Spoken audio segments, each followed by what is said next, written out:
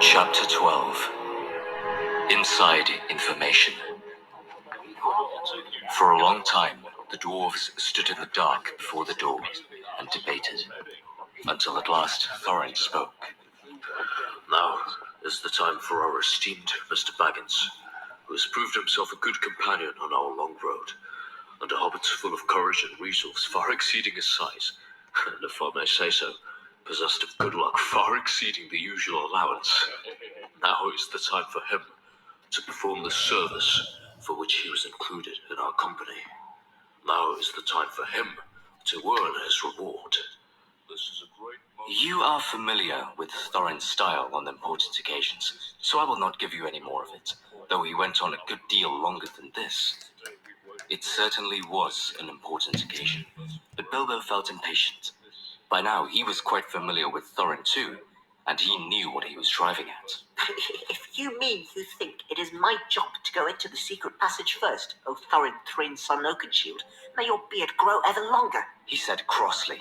Say so at once and have done. I refuse. I've got you out of 2 messes already, which were hardly in the original bargain, so that I am, I think, already owed some reward. But third time pays for all, as my father used to say. And somehow I don't think I shall refuse. Perhaps I've begun to trust my luck more than I used to in the old days. He meant last spring before he left his own house, but it seemed centuries ago. But anyway, I think I will go and have a peep at once and get it over. Now, who is coming with me? He did not expect a chorus of volunteers, so he was not disappointed. Fili and Kili looked uncomfortable and stood on one leg, but the others made no pretense of offering, except old Balin, the lookout man, who was rather fond of the hobbit. He said he would come inside at least, and perhaps a bit of the way too, ready to call for help, if necessary. The most that can be said for the dwarves is this. They intended to pay Bilbo really handsomely for his services. They had brought him to do a nasty job for them, and they did not mind the poor little fellow doing it if he would.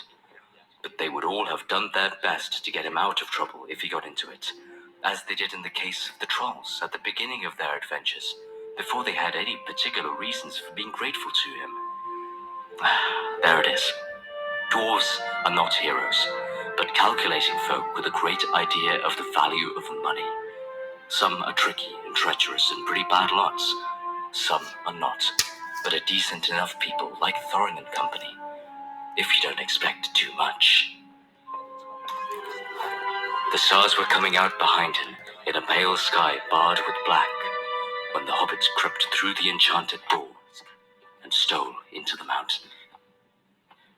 It was far easier going than he expected. This was no goblin entrance or rough wood elf's cave. It was a passage made by dwarves at the height of their wealth and skill, straight as a ruler, smooth-floored and smooth-sided, going with a gentle, never-varying slope direct to some distant end in the blackness below. After a while, Balin bade Bilbo good luck, and stopped where he could still see the faint outline of the door, and by a trick of the echoes of the tunnel, hear the rustle of the whispering voices of the others just outside. Then the hobbit slipped on his ring, and warned by the echoes to take more than hobbit's care to make no sound, he crept noiselessly down, down into the dark. He was trembling with fear, but his little face was set and grim. Already he was a very different hobbit from the one that had run out without a pocket handkerchief from Bag End long ago. He had not had a pocket handkerchief for ages. He loosened his dagger in its sheath, tightened his belt, and went on. Oh, now you're in for it at last, Bilbo Baggins, he said to himself. You went and put your foot right in at that night of the party, and now you've got to pull it out and pay for it, dear me. What a fool I was and am, said the least tookish part of him.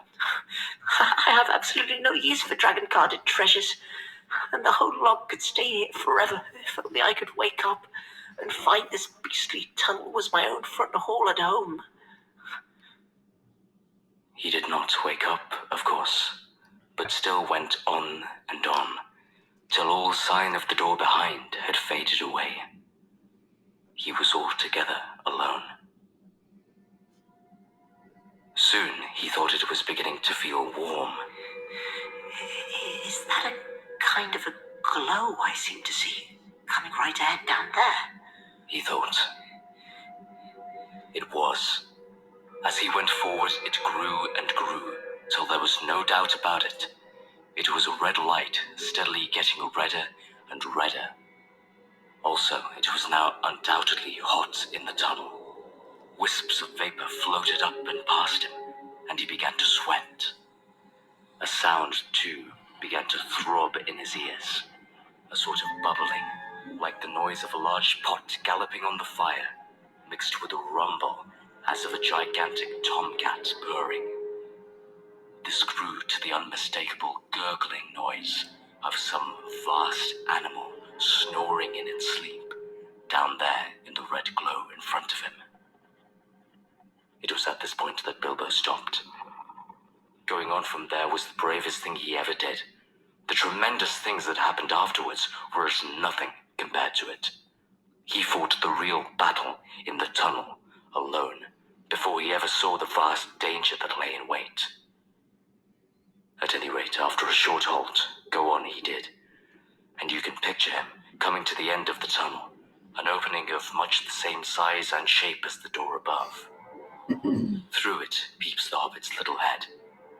Before him lies the great bottommost cellar or dungeon hall of the ancient dwarves, right to the mountain's root. It is almost dark, so that its vastness can only be dimly guessed, but rising from the near side of the rocky floor there is a great glow, the glow of Smaug. There he lay, a vast red golden dragon, fast asleep. A thrumming came from his jaws and nostrils, and wisps of smoke, but his fires were low in slumber. Beneath him, under all his limbs and his huge coiled tail, and about him on all sides stretching away across the unseen floors, lay countless piles of precious things, gold wrought and unwrought, gems and jewels, and silver red-stained in the ruddy light. Smaug lay, with wings folded like an immeasurable bat, turned partly on one side, so that the hobbit could see his underparts and his long, pale belly crusted with gems and fragments of gold from his long lying on his costly bed. Beneath him, where the walls were nearest, could dimly be seen coats of mail, helms and axes, swords and spears hanging, and there in rows stood great jars and vessels, filled with a wealth that could not be guessed. To say that Bilbo's breath was taken away is no description at all. There are no words left to express his staggerment, since men changed the language that they learned of elves in the days when all the world was wonderful. Bilbo had heard tell and sing of dragon hordes before, but the splendor, the lust, the glory of such treasure had never yet come home to him. His heart was filled and pierced with enchantment, and with the desire of dwarves, and he gazed motionless, almost forgetting the frightful guardian, at the gold beyond price and count.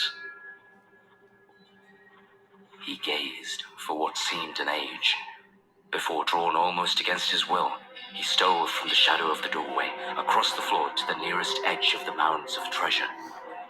Above him the sleeping dragon lay, a dire menace even in his sleep. He grasped a great two-handled cup as heavy as he could carry, and cast one fearful eye upwards. Smaug stirred a wing, opened a claw, the rumble of his snoring changed its note. Then Bilbo fled, but the dragon did not wake.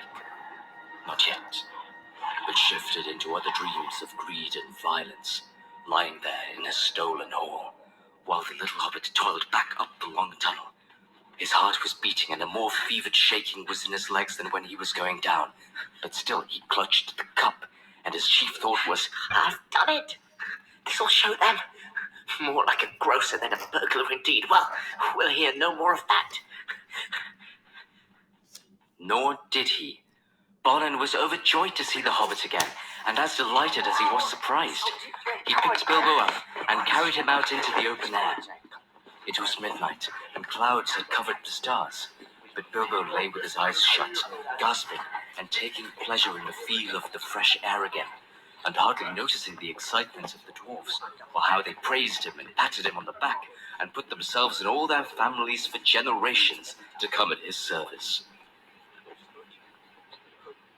The dwarves were still passing the cup from hand to hand, and talking delightedly of the recovery of their treasure, when suddenly a vast rumbling woke in the mountain underneath, as if it was an old volcano that had made up its mind to start eruptions once again. The door behind him was pulled nearly to, and blocked from closing with stone. But up the long tunnel came the dreadful echoes from far down in the depths of a bellowing and a crumbling that made the ground beneath them tremble. Then the dwarves forgot their joy and their confident boasts of a moment before, and cowered down in fright. Smaug was still to be reckoned with. It does not do to leave a live dragon out of your calculations if you live near him. Dragons may not have much real use for all their wealth, but they know it to an ounce as a rule, especially after long possession. And Smaug was no exception. He had passed from an uneasy dream in which a warrior, altogether insignificant in size, but provided with a bitter sword and great courage, figured most unpleasantly, to a doze, and from a doze to wide waking. There was a breath of strange air in his cave. Could there be a draught from that little home? He had never felt quite happy about it, though it was so small, and now he glared at it in suspicion and wondered why he had never blocked it up. Of late, he had half fancied he caught the dim echoes of a knocking sound from far above that came down through it to his lair. He stirred and stretched forth his neck to sniff. Then he missed the cup. Thieves! Fire! Murder! Such a thing had not happened since first he came to the mountain. His rage passes description, the sort of rage that is only seen when rich folk that have more than they can enjoy suddenly lose something that they have long had but have never before used or wanted. His fire belched forth, the hall smoked, he shook the mountain roots. He thrust his head in vain at the little hole, and then, coiling his length together, roaring like thunder underground, he sped from his deep lair, through its great door, out into the huge passages of the mountain palace, and up towards the front gates. To hunt the whole mountain until he had caught the thief and had torn and trampled him was his one thought. He issued from the gate, the waters rose in fierce whistling steam, and up he soared, blazing into the air, and settled on the mountain top in a spout of green and scarlet flame. The dwarves heard the awful rumor of his flight, and they crouched against the walls of the grassy terrace, cringing under boulders, hoping somehow to escape the frightful eyes of the hunting dragon. There they would all have been killed, if it had not been for Bilbo once again. Quick, quick! He gasped. The door of the tunnel! It's no good here. Roused by these words, they were just about to creep inside the tunnel when Bifur gave a cry. My cousins, Bomba and Boffer, we have forgotten them there, down in the valley. Oh, they will be slain, and all our bodies too, and all our stores lost. Moaned the others. We can do nothing. Nonsense. Said Thorin, recovering his dignity. We cannot leave them. Get inside Mr. Baggins and Balin, and you two, Fili and Keely. The dragon shan't have all of us. Now you others, row the ropes. Be quick. Those were perhaps the worst moments they had been through yet. The horrible sounds of Smaug's anger were echoing in the stony hollows far above. At any moment he might come blazing down, or fly whirling round and find them there, near the perilous cliff's edge, hauling madly on the ropes. Up came Bofur, and still all was safe. Up came Bomba, puffing and blowing while the ropes creaked, and still all was safe. Up came some tools and bundles of stores, and then danger was upon them. A whirring noise was heard. A red light touched the points of standing rocks. The dragon came. They had barely time to fly back to the tunnel, pulling and dragging in their bundles, when Smaug came hurtling from the north, licking the mountain sides with flames, beating his great wings with a noise like a roaring wind. His hot breath shriveled the grass before the door and drove in through the crack they had left and scorched them as they lay hid. Flickering fires leapt up and black rock shadows danced. Then darkness fell as he passed again. The ponies screamed with terror, burst their ropes, and galloped wildly off. The dragon swooped and turned to pursue them, and was gone. That'll be the end of our poor beasts, Said Thorin. Nothing can escape Smaug once he sees it. Here we are, and here we shall have to stay. Unless anyone fancies tramping the long open miles back to the river with Smaug on the watch. It was not a pleasant thought. They crept further down the tunnel, and there they lay and shivered, though it was warm and stuffy, until dawn came pale through the crack of the door. Every now and again through the night, they could hear the roar of the flying dragon groan, and then pass and fade as he hunted round and round the mountain sides. He guessed from the ponies, and from the traces of the camps he had discovered, that men had come up from the river and the lake, and had scaled the mountainside from the valley where the ponies had been standing. But the door withstood his searching eye, and the little high-walled bay had kept out his fiercest flames. Long he had hunted in vain, till the dawn chilled his wrath, and he went back to his golden couch to sleep and to gather new strength. He would not forget or forgive the theft, not if 1,000 years turned him to smouldering stone. But he could afford to wait. Slow and silent, he crept back to his lair, and half closed his eyes. When morning came, the terror of the dwarves grew less. They realized that dangers of this kind were inevitable in dealing with such a guardian, and that it was no good giving up their quest yet. Nor could they get away just now, as Thorin had pointed out. Their ponies were lost or killed, and they would have to wait some time before Smaug relaxed his watch sufficiently for them to dare the long way on foot. Luckily, they had saved enough of their stores to last them still for some time. They debated long on what was to be done, but they could think of no way of getting rid of Smaug, which had always been a weak point in their plans, as Bilbo felt inclined to point out.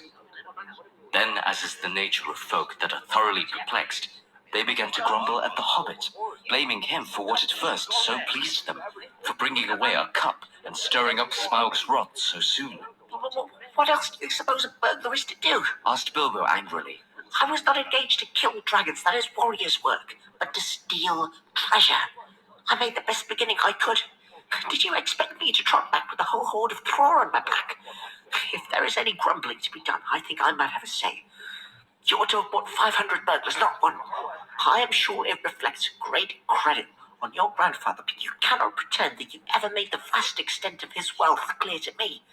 I should want hundreds of years to bring it all up if I was 50 times as big and Smaug as tame as a rabbit. After that, of course, the dwarves begged his pardon. What then do you propose we should do, Mr. Baggins? Asked Thorin politely. I have no idea at the moment. If you mean about removing the treasure, that obviously depends entirely on some new turn of luck and the getting rid of Smaug. Getting rid of dragons is not at all in my line, but I will do my best to think about it. Personally, I have no hopes at all, and wish I was safe back at home. Never mind that for the moment. What are we going to do now, today? Well, if you really want my advice, I should say we can do nothing but stay where we are. By day, we can no doubt creep out safely enough to take the air. Perhaps before long, one or two could be chosen to go back to the store by the river and replenish our supplies, but in the meanwhile, everyone ought to be well inside the tunnel by night. Now, I will make you an offer. I have got my ring, and will creep down this very noon. Then if ever Smaug ought to be napping, and see what he is up to. Perhaps something will turn up. Every worm has his weak spot, as my father used to say. Though I'm not sure it was from personal experience. Naturally, the dwarves accepted the offer eagerly. Already they had come to respect little Bilbo. Now he had become the real leader in their adventure. He had begun to have ideas and plans of his own. When midday came, he got ready for another journey down into the mountain. He did not like it, of course, but it was not so bad now he knew, more or less, what was in front of him. Had he known more about dragons and their wily ways, he might have been more frightened and less hopeful of catching this one napping. The sun was shining when he started, but it was dark as night in the tunnel. The light from the door, almost closed, soon faded as he went down.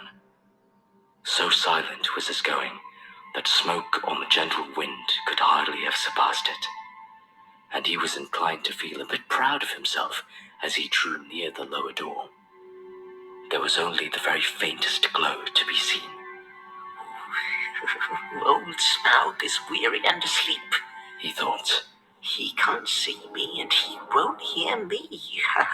Shiver, Bilbo. He had forgotten, or had never heard about dragons' sense of smell.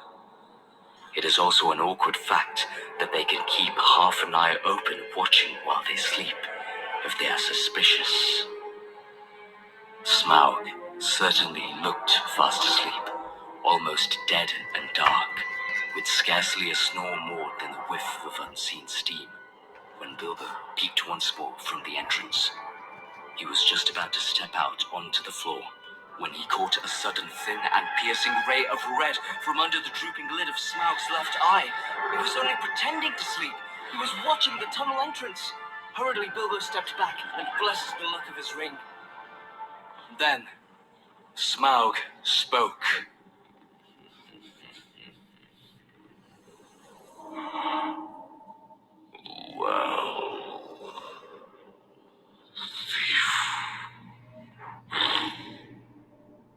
I smell you.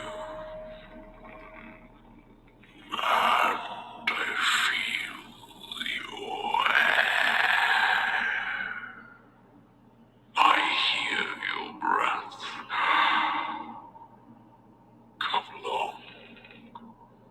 Help yourself again. There is plenty and to spare.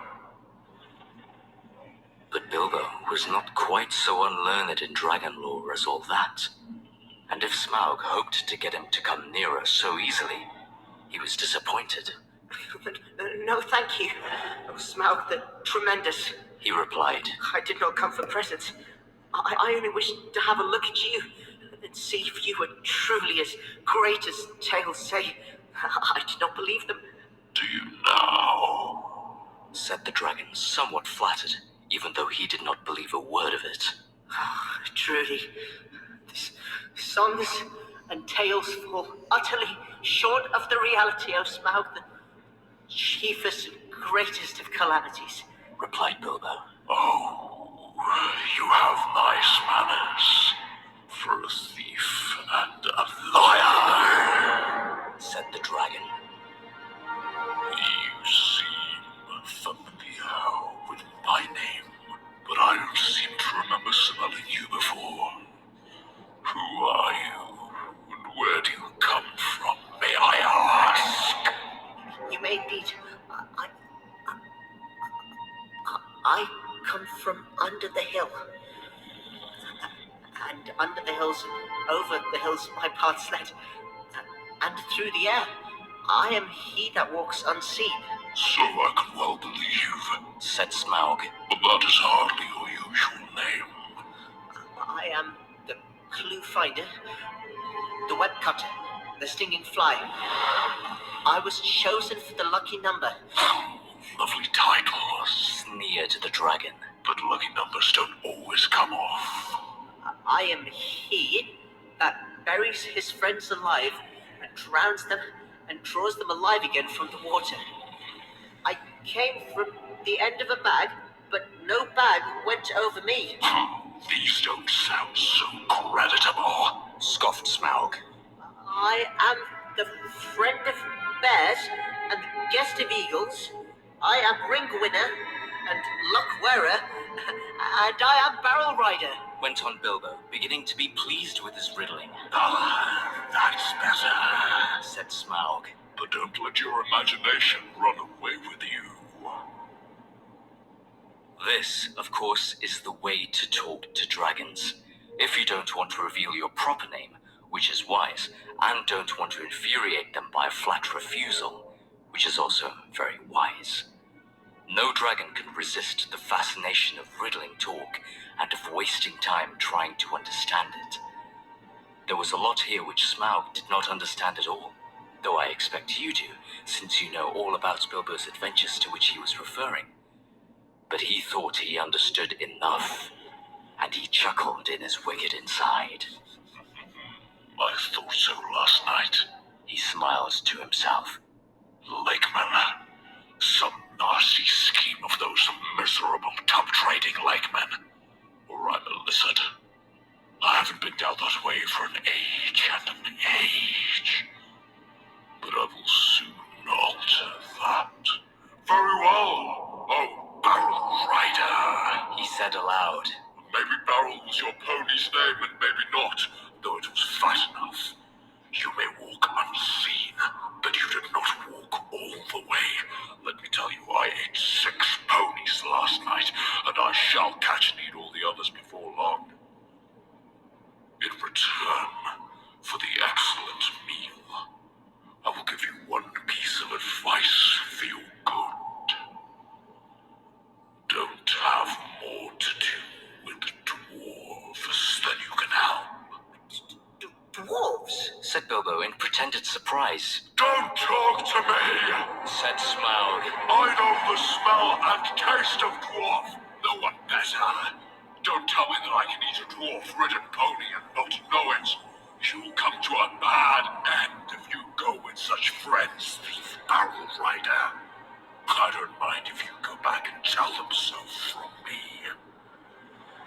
But he did not tell Bilbo that there was one smell he could not make out at all. Hobbit smell. It was quite outside his experience, and puzzled him mightily. I suppose you got a fair price for that cup last night. He went on. Ah, come now. Did you? Nothing at all. Well, that's just like them. And I suppose they are skulking outside, and your job is to do all the dangerous work and get what you can when I'm not looking. For them. And you will get a fair share, don't you believe it? If you get off alive, you will be lucky. Bilbo was now beginning to feel really uncomfortable. Whenever Smaug's roving eye, seeking for him in the shadows, flashed across him, he trembled, and an unaccountable desire seized hold of him to rush out and reveal himself and tell all the truth to Smaug. In fact, he was in grievous danger of coming under the dragon's spell. But, plucking up courage, he spoke again. You don't know everything of Smaug the Mighty, Said he. Not gold alone brought us hither. Ha-ha! You admit the us! Laughed Smaug. Why not say us 14 and be done with it, Mr. Lucky Number? I'm pleased to hear that you had other business in these parts beside my gold. In that case, you may, perhaps, not altogether waste your time. I don't know if it has occurred to you that even if you could steal the gold, bit by bit, a matter of 100 years or so, you could not get it very far. Not much use on the mountainside. Not much use in the forest. Bless me. Had you never thought of the catch? A 14th share, I suppose, or something like it. Those were the terms, eh? But what about delivery? What about cartage? What about armed guards and tolls? And Smaug laughed aloud. He had a wicked and a wily heart, and he knew his guesses were not far out, though he suspected that the lakemen were at the back of the plans, and that most of the plunder was meant to stop there in the town by the shore that in his young days had been called Esgaroth. You will hardly believe it, but poor Bilbo was really very taken aback. So far, all his thoughts and energies had been concentrated on getting to the mountain and finding the entrance. He had never bothered to wonder how the treasure was to be removed, certainly never how any part of it that might fall to his share was to be brought back all the way to Bag End under Hill. Now a nasty suspicion began to grow in his mind. Had the dwarves forgotten this important point too? Or were they laughing in their sleeves at him all the time? That is the effect that dragon talk has on the inexperienced. Bilbo, of course, ought to have been on his guard, but Smaug had rather an overwhelming personality. I tell you, He said, in an effort to remain loyal to his friends and to keep his end up. that gold was only an afterthought with us. We came over hill and under hill by wave and wind for revenge. Surely, O Smaug, the unaccessibly wealthy, you must realize that your successes made you some bitter enemies. Then Smaug really did laugh. A devastating sound which shook Bilbo to the floor, while far up in the tunnel, the dwarves huddled together and imagined that the hobbit had come to a sudden and nasty end. Revenge! He snorted, and the light of his eyes lit the hall from floor to ceiling like scarlet lightning. Revenge! The king under the mountain is dead, and who are his kin that dare seek revenge? Girion, Lord of Dale, is dead, and I have eaten his people like a wolf among sheep. And were I sons that dare approach me, I kill where I wish, and none dare resist. I laid low the warriors of old, and their like is not in the world today. Then I was but young and tender, now I am old and strong, deep in the shadows. He gloated.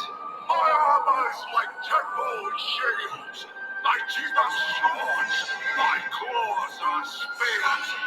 The shock of my tail a thunderbolt, my wings are a hurricane, and my breath death. I have always understood Said Bilbo in a frightened squeak. that dragons were softer underneath, especially in the region of the chest.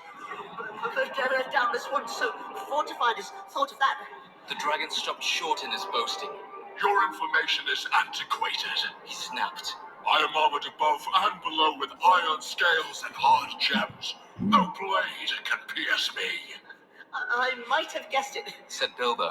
Truly, there can nowhere be found the equal of Lord Smaug the Impenetrable. What magnificence to possess a waistcoat of fine diamonds. Yes, it is rare and wonderful indeed. Said Smaug, absurdly pleased. He did not know that the hobbit had already caught a glimpse of his peculiar undercovering on his previous visit, and was itching for a closer look for reasons of his own. The dragon rolled over. Look, He said, what do you say to that? Oh, dazzlingly marvelous, perfect, flawless, staggering. exclaimed Bilbo aloud, but what he thought inside was, Old fool!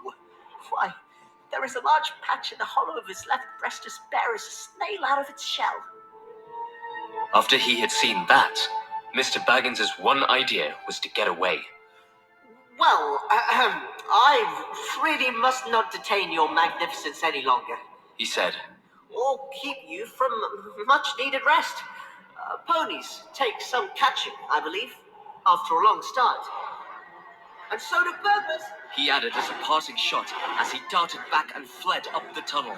It was an unfortunate remark, for the dragon spouted terrific flames after him, and fast though he sped up the slope, he had not gone nearly far enough to be comfortable before the ghastly head of Smaug was thrust against the opening behind him. Luckily, the whole head and jaws could not squeeze in, but the nostrils sent forth fire and vapor to pursue him, and he was nearly overcome and stumbled blindly on in great pain and fear. He had been feeling rather pleased with the cleverness of his conversation with Smaug, but his mistake at the end shook him into better sense. Never laugh at live dragons, Bilbo, you fool. He said to himself, and it became a favorite saying of his, and passed into a proverb.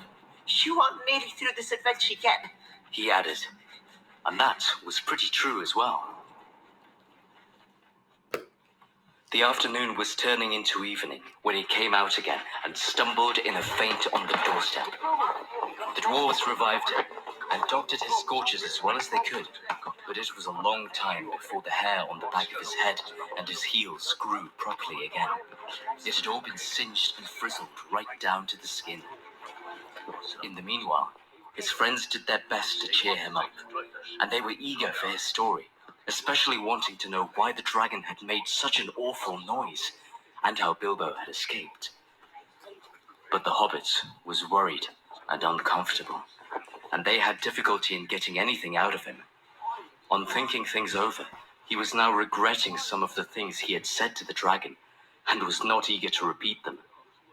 The old thrush was sitting on the rock nearby, with his head cocked on one side, listening to all that was said.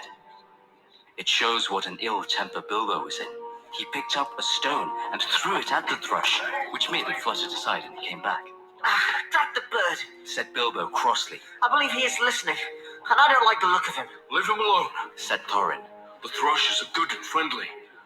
This is a very old bird indeed, and is maybe the last left of the ancient breed that used to live about here, tamed to the hands of my father and grandfather. They were a long-lived and magical race. This might even be one of those that were alive then, a couple of hundreds of years or more ago.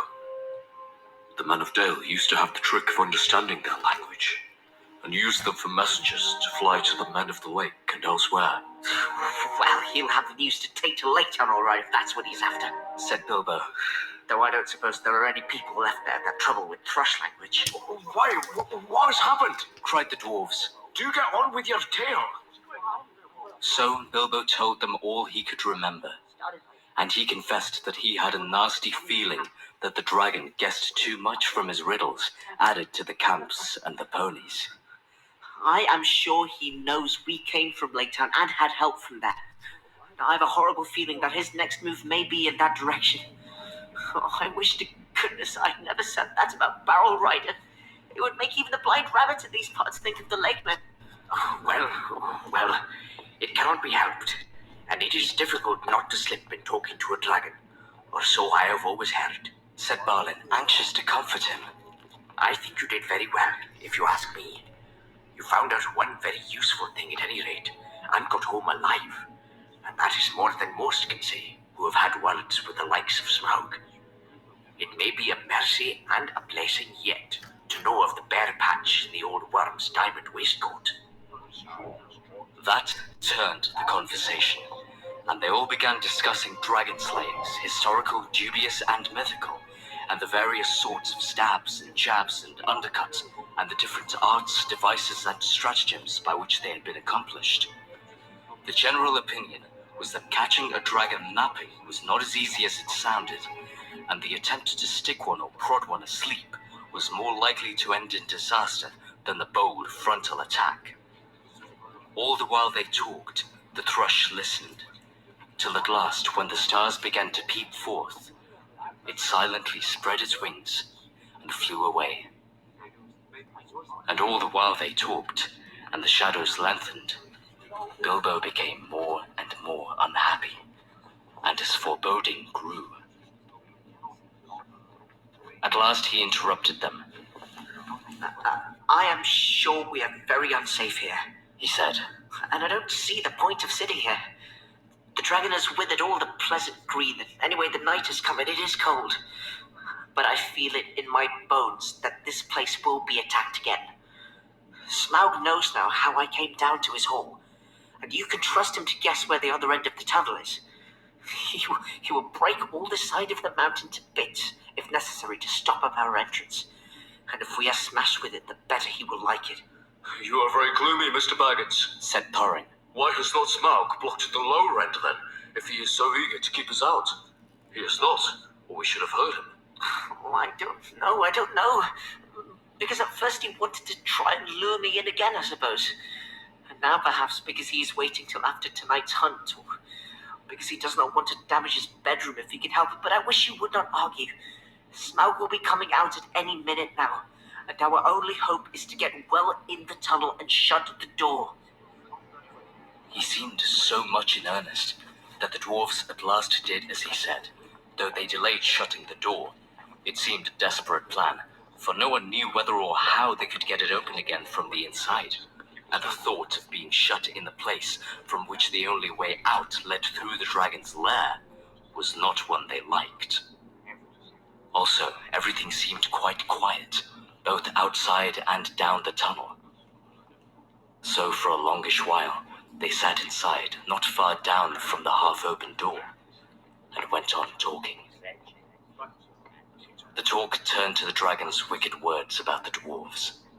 Bilbo wished he had never heard them, or at least that he could feel quite certain that the dwarves now were absolutely honest when they declared that they had never thought at all about what would happen after the treasure had been won. We knew it would be a desperate venture, said Thorin. And we know that still. And I still think that when we have won, it will be time enough to think what to do about it.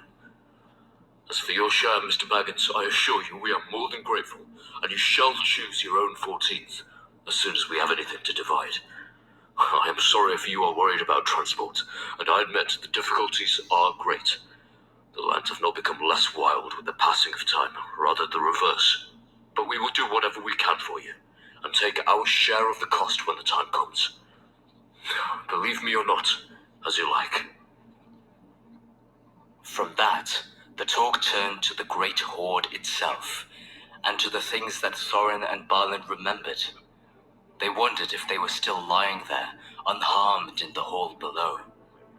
The spears that were made for the armies of the great King Blorothin, long since dead, each had a thrice-forged head, and their shafts were inlaid with cunning gold, but they were never delivered or paid for. Shields made for warriors long dead.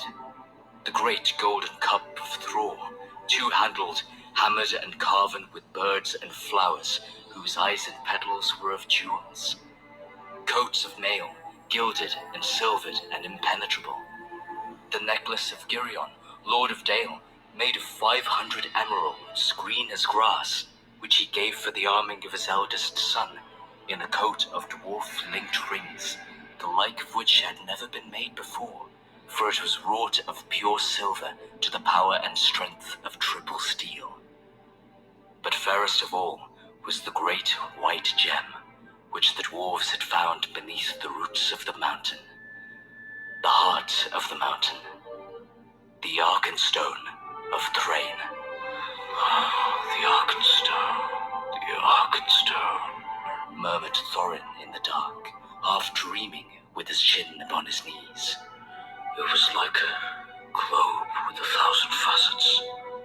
It shone like silver in the firelight, like water in the sun, like snow under the stars, like rain upon the moon.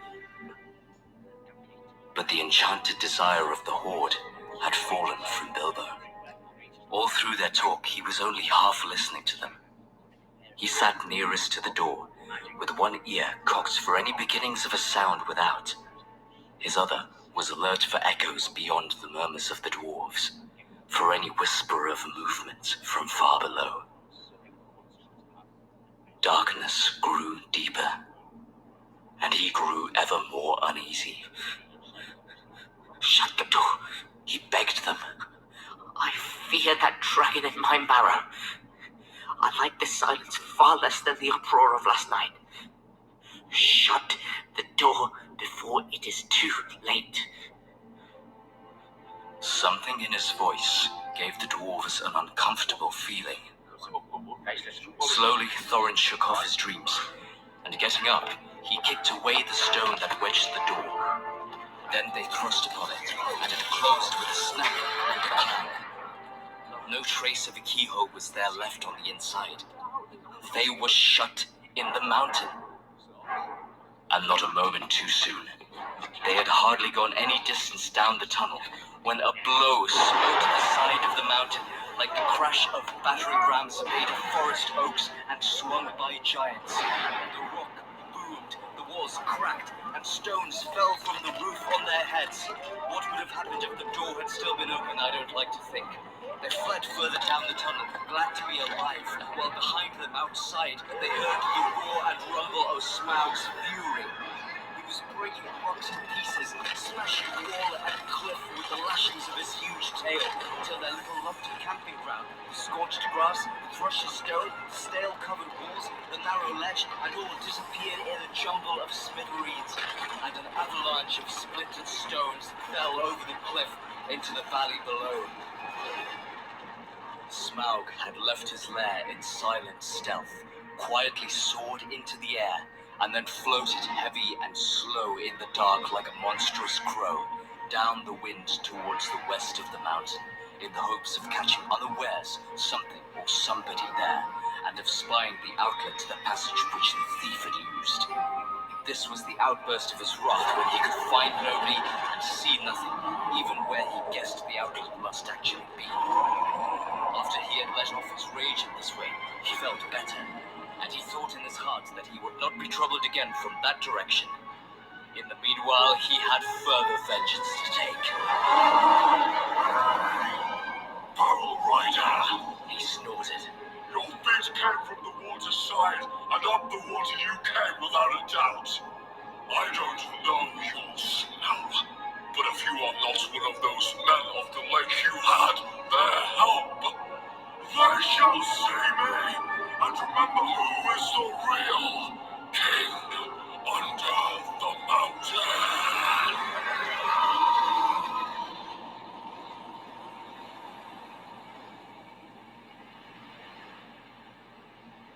He rose in fire and went away south towards the running river.